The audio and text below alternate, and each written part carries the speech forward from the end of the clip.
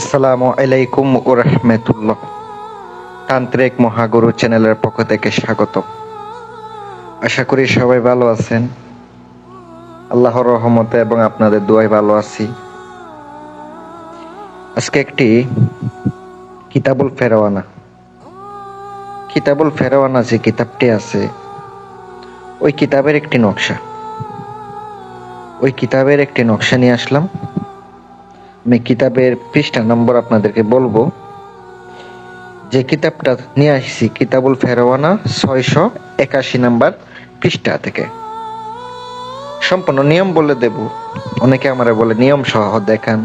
যাদের নিয়ম দেখার ইচ্ছা হয় তাহলে সরাসরি আমাকে ইমোতে নক করবেন, নিয়ম দেখাবো।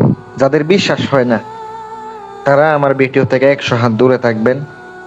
অনেকে আমার কমেন্টে বলে ভাই নিয়ম দেখান, মন্ত্র দিতেছি, ঠিক আছে, আপনার যদি ভাই বিশ্বাস না হয় আপনি আমার ইমোতে নক দিবেন, আমি আপনার নিয়ম দেখাই দিব। বইয়ের পৃষ্ঠা নম্বর বললা দিতেছি, আপনার চেক করে দেখেন আমি মিথ্যা বলছি না সত্য কথা বলছি। আপনারা যে মন্ত্রটি দেখতে পাচ্ছেন, এটা বশীকরণের একটি মন্ত্র। তেল পরা একটা বশীকরণ। নারী পুরুষ বশ করা যাবে।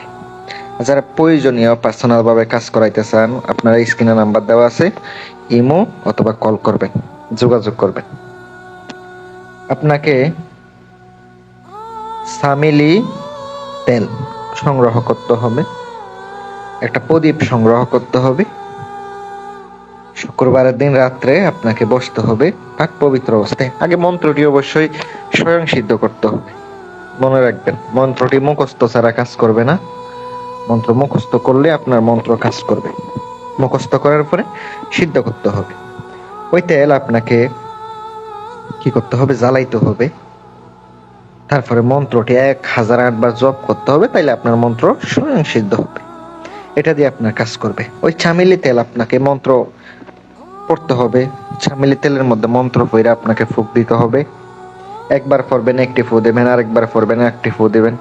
এভাবে মন্ত্র পড়ে ফুঁক দিয়ে আপনি 7 বার পড়বেন, বেশি না, 7 বার মন্ত্র পড়ে 7টা ফু দিয়ে আপনি সুন্দর করে তিলক লাগাবেন কপালে।